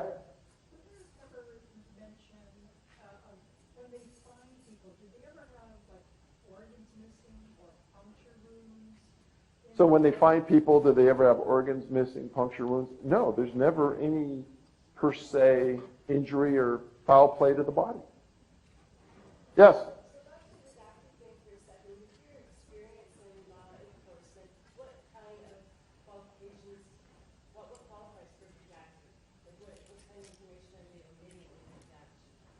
So legally, the only thing they can redact is personal or witness information. So let's say you are diabetic or you were taking certain kinds of prescription drugs. That can be redacted. Witnesses' names and locations can be redacted. Supposedly, the facts relevant to the case cannot be redacted. But anybody with any moderate amount of intelligence would know that 80% of it was redacted. The things in there, and, the, we, see, it looked like something out of the X-Files. So, pants, no boots, no shoes. How Mccullar got that 12 miles in, nobody can answer. And nobody's ever tried to answer. So it's a really a strange mystery. And of course, one of the things I asked Marion, I said, so if somebody had skis, cross-country skis, could they have made it from the side of the lake 12 miles in? He said, no way. I said, how about snowshoes? No way. I said, well, why is that? And he goes, because Dave, we had drifts 20 to 30 feet. You would have sunk in no matter what you were wearing. Okay. Next. Part of the research that I really needed to get through to people at the very beginning was to show the impossible nature of some journeys. I just told you about Mccullar, 19-year-old healthy man. This involved David Allen Scott, and 2 years old, missing in 1957, Monroe Village.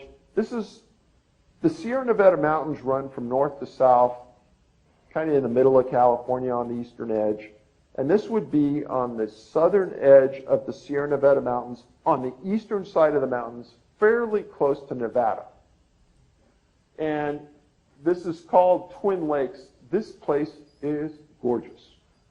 It sits in a valley surrounded by granite. This is just on the outskirts of two national parks, Sequoia and Kings Canyon National Park. And those are just south of Yosemite, which has the biggest cluster of missing people in the world. So, Lost Boy 3, he was actually 2. He disappears, and he's camping right here with his family. There's one road in, one road out. His dad says, I saw him. He was right there a second ago. I went into my camper. I come back out. He's gone. Next. So, they're camped right here. This is a really steep canyon wall. And there's this switchback trail that goes like this, all the way up to here. You go down the other side, then you go up, up, up, up, up, and over the top. This is about 9,000 feet. This is about 11. They search for him. They're not finding him. This guy brings a dog in, and the dog takes off and starts going up the switchback. Now, you can stand anywhere on the switchback and look back down and see your camp. And everyone can see you, and you can see them. There's no cover here. So the dog starts going like this, and at the end of the day, the dog stops. They come back down. The next day, they bring in a wilderness survival team from the military to search this area. And one of the guys decides, well, if the dog stopped here, I'm going to go to the other side, go up over the top, down the other side, and I'm going to start searching in here. Late that day, up this mountain, down the other, up here, they find David Scott on the other side of a boulder dead. They asked the parents, did you see anything on the mountainside? They asked everybody in the canyon. No, nobody went up there. No, nobody saw anything. They asked everybody, could your son have done that? You're kidding. My son's 2 years old. You barely walk across the parking lot. So he's found at 10,500 feet, no shoes, wearing a diaper, dead. How did he get there? Nobody knows. Could your son at 2 years old have done that? Next. So, this boy camping with a group of people and his Boy Scout troop and his dad and his couple other leaders. In the morning he wakes up and he goes fishing with his dad at this lake. Puts his foot in the water, gets his foot wet, and tells his dad, hey, I'm going to walk back to camp to get some socks. It's like 100 yards, down a trail, through some trees, and into camp. His dad watches him walk into the trees. Half an hour later, he doesn't come back. His dad goes back. He's not there. They search for a month. He's never been found. And this area is up near timberline. There's no... Up above, 300 feet above where he disappeared, they found his sock in amongst a group of boulders, but they never found anything of him. Weeks of searching. Next. 7 years old, Jill Hatch. This is very near an area where 2 other guys have disappeared. She went 3,500 feet. She was fishing with her dad along a creek. She disappears. Dad doesn't understand where she went, how she disappeared so quickly. They search for 3-4 days, and they find her body 3,500 feet up this mountain, almost straight up. She's dead, laying on her stomach. Nobody could believe she got there. Nobody could understand how she got there. The creek was 3,500 feet down there. Everybody with any rational sense knows at 7 years old, you're not going to do that. And she left with her dog. Dog was later found okay. They said she died of exposure. That's the other catch-all. You ever die and they really don't know? Exposure, hypothermia. Yeah? What about all the other dogs in these stories? Are they found, or are they missing? Or It's a mixed bag. Majority of them are found. A lot of times, you know that show, The Dog Whisperer? I've written in the books, damn, maybe I should get that guy to come talk to the dog and figure out what happened, but sometimes the dogs are found, and I would say in an equal percentage are never found. so what are the dogs like? Are they disturbed, or are they just, like, is there any emotional issues with them? In one case, a guy disappeared in northern Minnesota. They found the dog, and they did some smart things. They took the stools and they analyzed it for what the dog had been eating for the 2 weeks it was gone. What didn't make sense is this northern area of Minnesota, it's like bog, swamps, water everywhere. But the vet said the dog was severely dehydrated. That didn't make sense. So the thought was by law enforcement, the dog was confined or restricted in some way, somehow, somewhere. But most of the time, guys aren't smart enough to do that. No mutilation, nothing like that. Yes? Yes?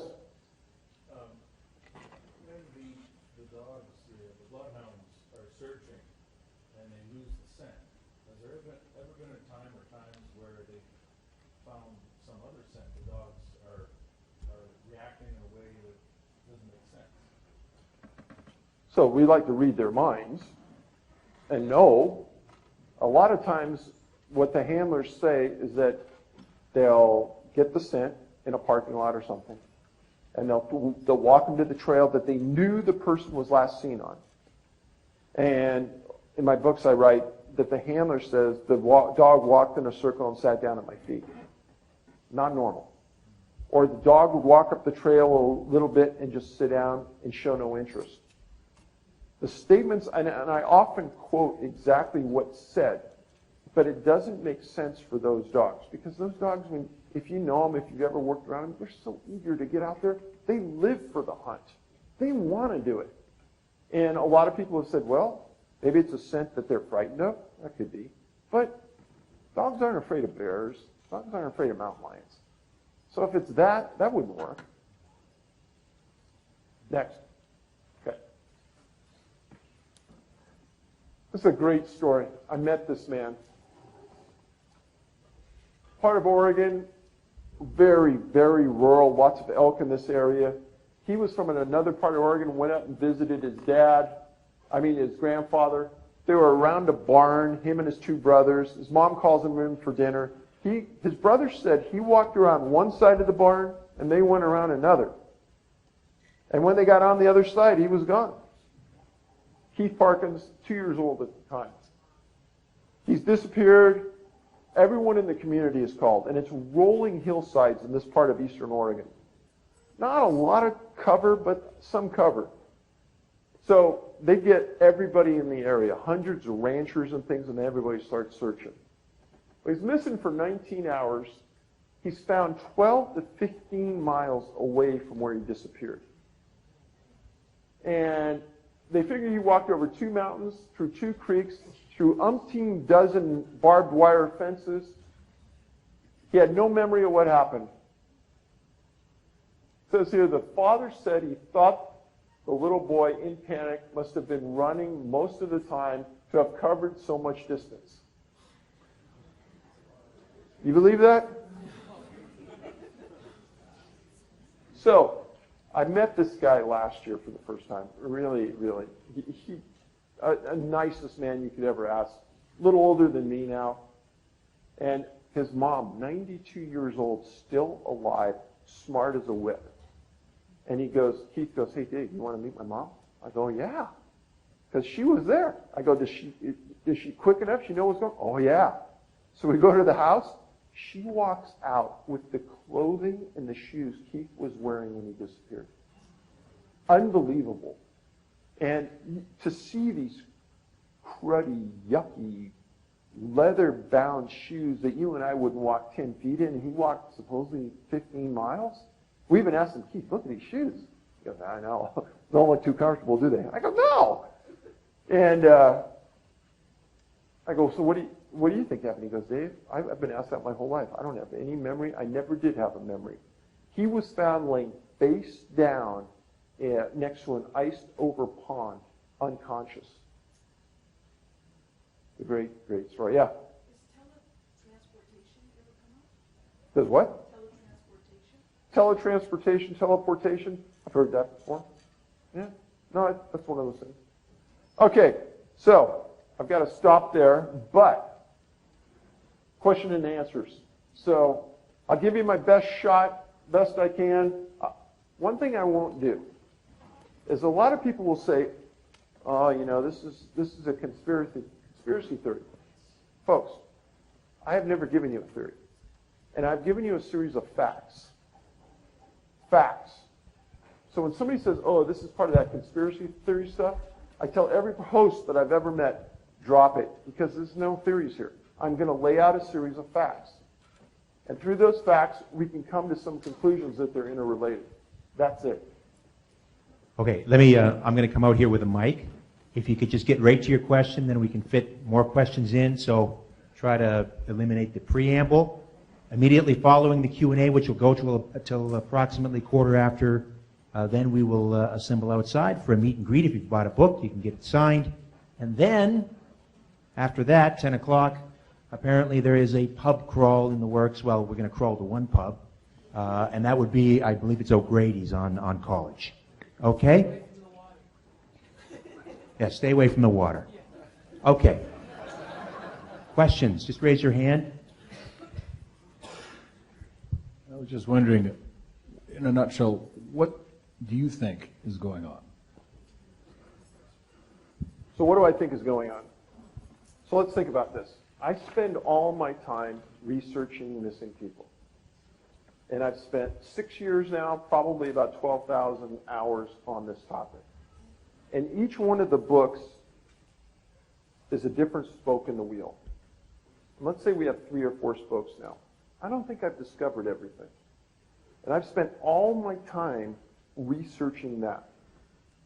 There are people in this world that Richard, myself, and Patrick live in that are experts at each one of these peripheral things. Whether you want to talk about UFOs, reptoids, Bigfoot, teleportation, portals. I'm not an expert in any of those areas. So how could I say it's something where I don't have the time to research that? I'm laying out a certain set of facts for you. And there's people in this room that know more about what I just said than I'll ever know. So if somebody can convince me that this equals this, I'm going to pay attention. But I've been sat in rooms for 7 years now at conferences and things, and people come up to me and they say, we know what it is. We're positive. And they'll lay it out for me. I've heard this 20 times. And I've had thesis-length papers given to me that lay out people's thoughts on these 20 different peripheral things. And they're positive that's it. But those are people that are experts in that one area. And so anytime someone's an expert in one area, I really wonder how big their grasp is of the total picture. Because if you don't, I like to tell people, I'm 10 miles wide and I'm an inch thick. Got a little bit of everything lined up, but to say I'm an expert in any one of those other areas would not be true, and my opinion would be worthless. And what happens if I come out and I tell you it's that, and then the next day somebody comes out and proves it can't be that? Well, now all of a sudden my integrity and credibility is that. All right, next. The gentleman up front.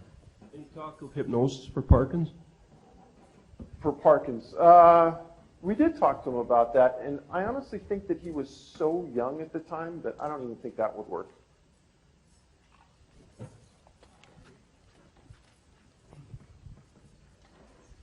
Have you ever checked for radiation? Explain how that would work.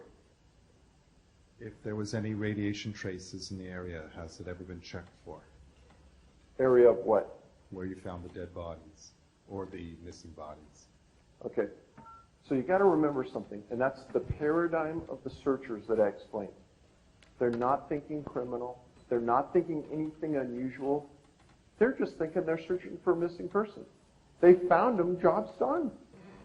They're never thinking along these lines, ever.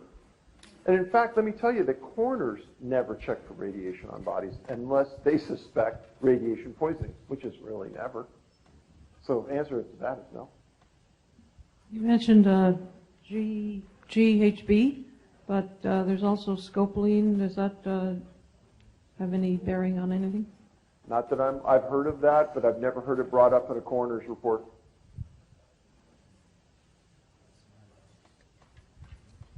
You've listed a number of profile points. You're in a unique situation to get a lot of information.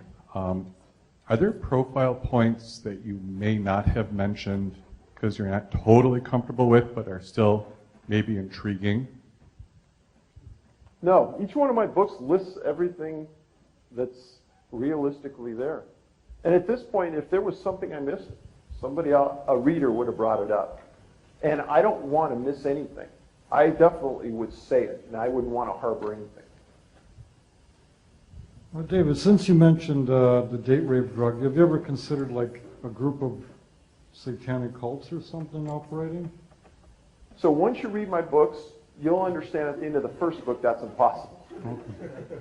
And you got to think about it from a logic standpoint. In these search and rescue efforts, they have professional trackers and canines. Professional trackers never find any tracks. Canines aren't going to track any scent. If there was this group of satanic people, where are their tracks? Where is their scent?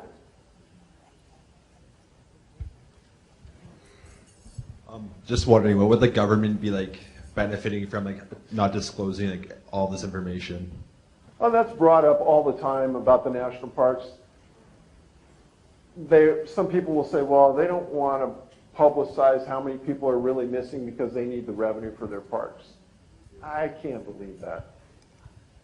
If anything, and I tell this in front of any group, the National Park Service has great people.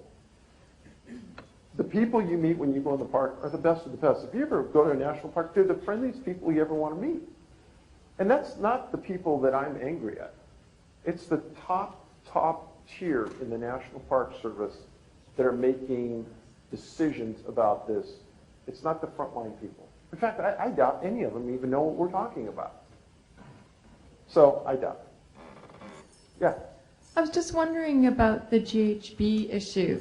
You mentioned, I think it was the coroner who decided to do some research. I was wondering what percentage of the missing people he or she found the traces of GHB in. I think it was 7 or 8 scattered across the U.S. You got to remember that it's probably 1/100th of 1%, or maybe 1/1000th of 1% of the bodies they ever test for. And then it's got to be one that fits that profile. So until they determine that their screening determination on what they're looking for changes, I doubt we'll ever hear of this again. Has search and rescue ever disappeared? And from your contacts with them, have you ever heard them mention staircases in the deep woods? That's a complete myth.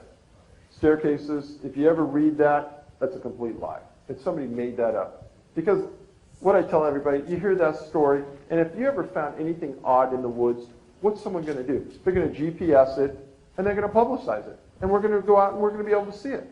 I'm never there. There's some people that are on certain websites that write fictional stories about my cases just to get hits. It's a complete lie. I mean, I've had 100 people tell me it's a complete lie. Yeah. You've said people contacted you with top secret clearance with information. What kind of stuff have they said? Well, I did mention the GHB. And that's huge. Yeah. What kind of concentrations did the people have in their blood that were autopsies done? Autopsies done? Yeah. They were off the charts high. And how does this tie into like time loss?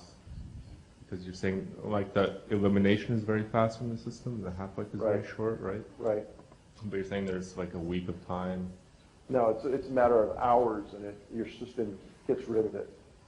That's So the there reason might be it's like such a good date rate. temporal, like... What? You mentioned earlier you thought it was aerosol?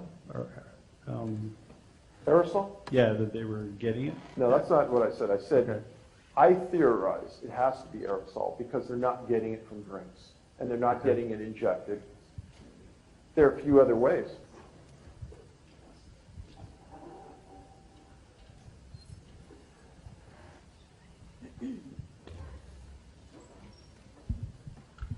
You ever consulted a psychic or a medium?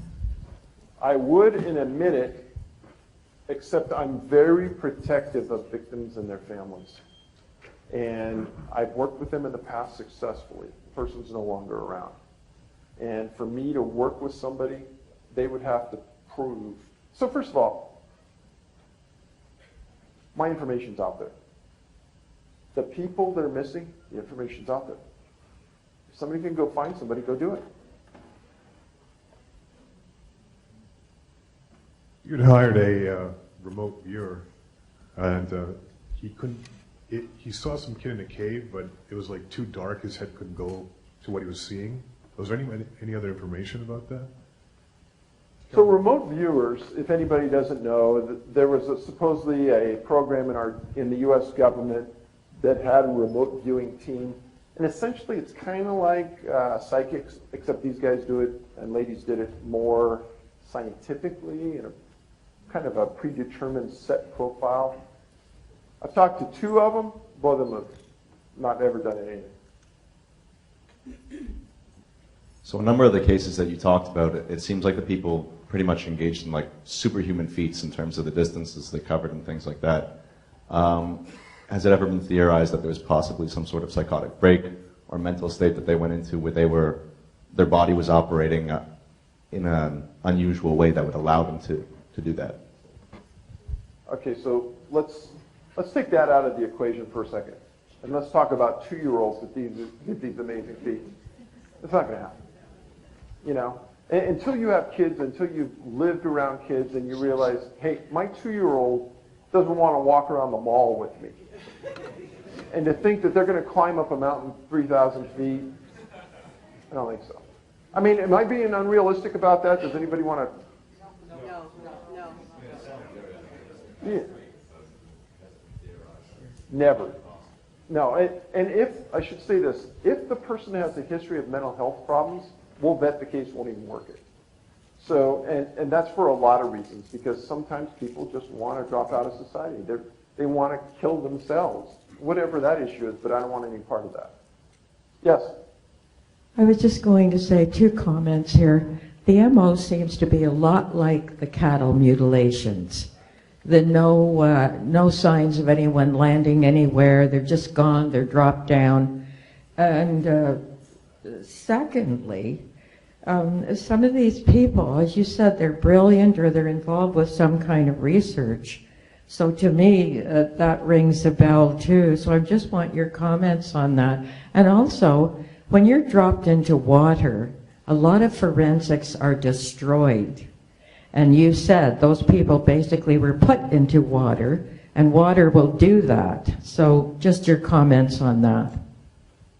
I think there's much more to be gleaned from being in water than there is from being on land. And like I said, you could keep somebody on land that's dead for a week, and it won't show what a body in water will show for a week. So I think that there's a lot more to be gleaned from it from NADA. Now, cattle mutilations, you're wrong on one point. There are some landing sites that have been found.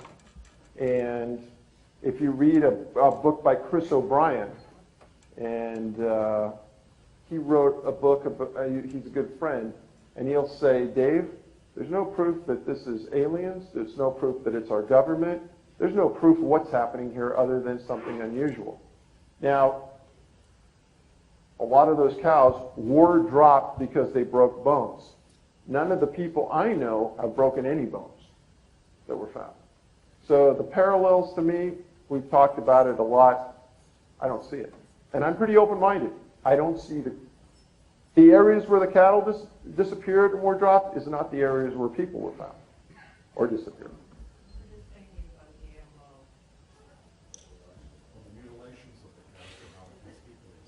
Well, there's no mutilations of people either. Hi, David. I'm a huge fan. Okay. So the next of kin and the parents, what do they believe, like in the pit of their stomach, happened to their loved ones? They don't know. They really just. But they will say that they don't believe what law enforcement is saying. There's a case called the Jared Atadero case, and we didn't get to it, but their parents, Jared's dad, Alan, is a really good friend. We usually get together for once or twice a month. And he says, Dave, they told me it was a mountain lion. I went out and I did all the research, talked to the experts. I proved they were wrong. It can't be a mountain lion, Dave. And it's one of those things where I think that parents, the horror that they live with is just beyond comprehension. And they're looking for answers and nobody really wants to help them. It's horrible. And when's the movie coming out? And where can we see it? That's a great thought. It depends on what film festivals we get it in. We have to premiere it at a film festival or they won't accept it. So we're targeting some big film festivals near the end of this year.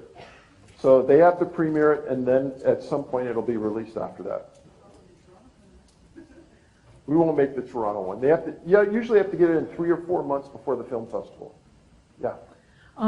Just offhand, would you happen to know if there's been any sort of disappearances on like Canadian military bases? Like here in Ontario, we have a couple large bases like Petawawa near Ottawa. So remember, just general disappearances, they have to fit this defined criteria. There's 3 or 4 cases I've written about on military bases in the United States, but they weren't military personnel. They were people on the military base. In one case, they weren't supposed to be there. In another case, it was a family that lived there and one of the children disappeared, and that story is really odd. So it happens that... I'm just wondering, what have Native Americans told you about this? I know you mentioned they said it was odd, but did they give any more details, like maybe there were orbs in the area or something? So there's no disappearances that I've chronicled on a reservation. We have a huge problem in the United States with crime on reservations. Huge problem. Lots of people missing. Lots of crime. And it's very hard to distinguish the difference between crime and this if there's so much. It's very hard. Meth would show up in blood and urine for 3 days, so they would know if the body's found. I'm curious on whether or not you've ever been threatened to stop doing your work. No. And why didn't you bring more books? I won't tell you how much that cost me in postage. I was talking to Patrick, he goes, Dave, it's unbelievable. And the worst thing I can do as bring my books up is if I don't sell them all. Now what do I do with them? So it's a balancing act, how much to bring. I mean, I wish I would have brought more, but I'm sorry. I was just wondering if you were aware of a case in Pickering, Ontario, where 6 young teenage boys went missing, and now 1 trace of them has been found. They saw, apparently the boat they allegedly stole was floating in the water with the gas tank, and after all these years, 15 years, not one trace of 6 boys. I spent about a month looking at that case, and there's a lot to it that authorities tried to make it sound like it was drowning. And there's no proof to say it wasn't a drowning, so I really don't know. It's hard to believe that they all drowned. Yeah, it is hard. I don't know what to think of it. But once you read that book, The Great Lakes Triangle, not even my book, it costs like $4 on Amazon. You're going to go, well, that kind of fits with all of it on the Great Lakes. Yeah. Regarding the aerosol, Yeah. that takes 2 hours for it to take effect? No. Oh, okay. No, it's pretty rapid. So, okay, so I thought it would take 2 hours. So, okay, so, all right. Yeah.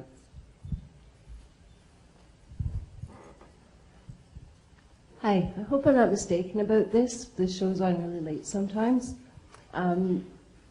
Did you introduce cell phone recording? I talked about it on a show. Right, okay, so is that the only instance where there's been a situation like that? No. Can you talk about it? So there's an entire... I got a few minutes. I'll try to make it quick. There's an entire series of cases where people were on the phone talking to loved ones, relatives, blah, blah, blah, and disappeared simultaneously while they're on the phone. And some of the things that are said are just unbelievable. And in fact, there's two cases out of Minnesota where that exact thing was happening. Now, in the case you're talking about, he was trying to get a hold of his wife, and it went to her voicemail. And it sounded like growls and screams and inhuman type things. And the man was later found in a lake dead. And it was in Minnesota. It's bizarre. Pardon me? I don't think so.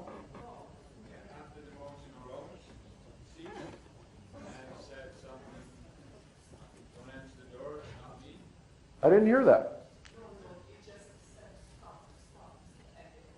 Yeah, that's what I thought it said. I thought it just said stop.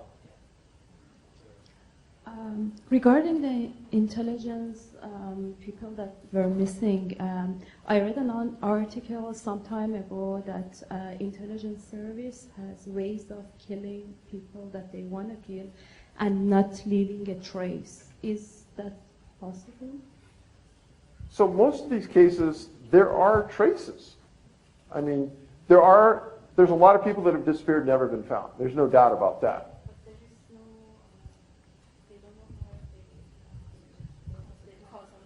They don't know how they get point to point. And I don't know of anything in technology that we have publicly or privately that could do that.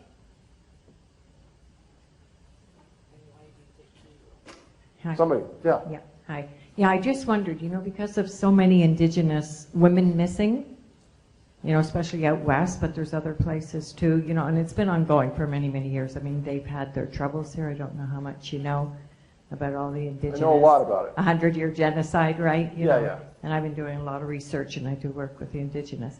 So have you ever looked into any of that? Because unfortunately, our government, they don't. We know the RCMP, you can't, rely on them because they were part of a lot of the problem to begin with.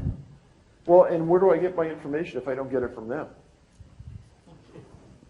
Who do you rely upon for that credible information? That's part of the problem. Yeah. Has anyone from the mainstream media ever contacted you, or are they just ignoring this? Oh, no. There's an article in the Huffington Post called "Don't Be Last in Line." And this guy read the book, and he called me, and he says, "So Dave, tell me about this." And I go, "Really, it's last in line, first in line. If you're on a trail, you're last in line. Sometimes they just disappear. There's nothing there. Sometimes if you're first in line, you go around a corner first. The people go around the corner, you're not there." And he went into detail about that. If you Google Huffington Post, "Don't Be Last in Line," it's a good article. Yeah. Which national park would you avoid?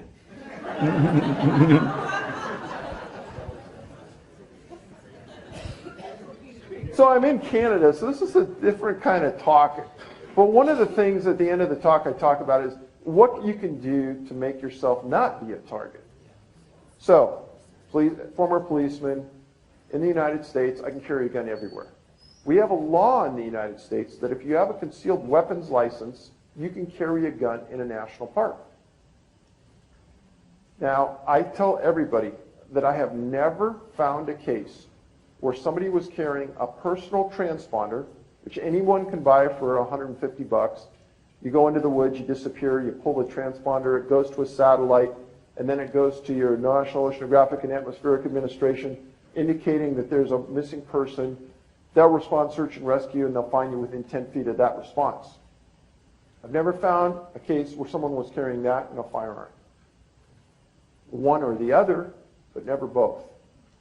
I would also say you always tell people where you're hiking and when you're going to be out. Make sure the person checks on you. Carry a hard copy map. Carry GPS. And if you can, always hike with a friend. It's very, very, very rare that two people disappear at the same time. Well, The Lisa Lamb case, endlessly fascinating and creepy. Is there anything else that you've come up with that, or it's pretty well, everything's been said about it? Lisa Lamb, a British Columbia girl, came down into Southern California, Los Angeles on vacation.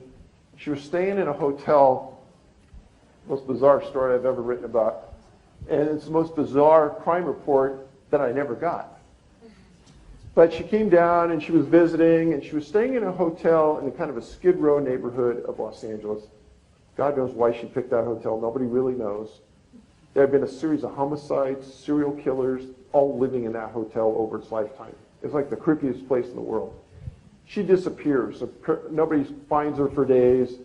They start searching the hotel, and LAPD goes up to the roof and takes a canine up onto the roof from her room.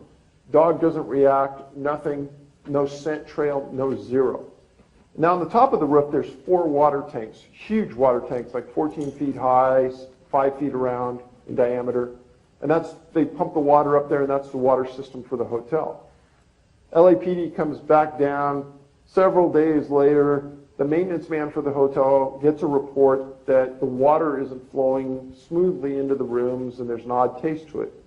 He goes up to the top, and he opens these covers that aren't that large. And in one of the tanks, there's Lisa Lamb inside the tank, naked, dead. There's an alarm on the door to the roof. They had to cut the tank open to get her out. How she got in there, what was she doing there, what happened. And there's you might write this name down, Elisa, E-L-I-S-A, Lamb, L-A-M. Look on YouTube. There's the strangest YouTube video that's taken inside of an elevator that she was on just before she disappeared. And her behavior in the elevator is really strange. Go ahead. Okay, we've got time for a couple more questions, and then I'm going to remind you once again, after the meet and greet, we can, for those interested, assemble over at O'Grady's on College Street, and they told me if I mentioned that again, they would name a club sandwich after me. So, Hi, so I was wondering, you mentioned in the case where it was the autistic child that went missing around the very pretty lake that you mentioned. Crater I don't Lake. remember the name, Crater Lake.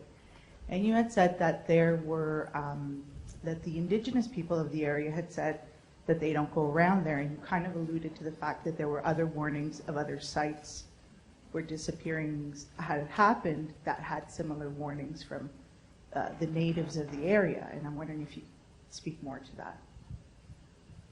So that's the one site that I can just remember off the top of my head where I've written about the Native Americans had a history there where they would go. Off the top of my head, I don't remember what else or what other areas. There might have been others, but it doesn't come to me right now. You said there's audio recordings and there's screamings or howlings. Do you have copies of those audio recordings? They're online. They're online? Yeah. Oh, are they? Yeah. Google man calls wife Minnesota missing, and it'll come up. Okay. And have you ever conversed with Dr. Melvin Ketchum? Have I? Yeah. Why did you ask? Oh, yeah. Well, I was just wondering if those audio soundings, what those soundings were like. Obviously, I'm going to go check them out tonight, but I was just wondering if they sound something like the Bigfoot recordings or anything like that. They don't sound. Somebody have synced them up, or They don't sound human. no. No. Yeah. I mean, they might be, but they don't sound. And that's why I asked about Dr. Melvin Ketchum. Okay, I'm going to take one more question over here.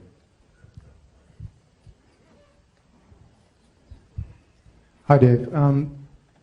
Do you think, are any government agencies, be it in Canada or the States, aware of this phenomenon? So there's 2 cases of missing kids where the Green Berets got involved.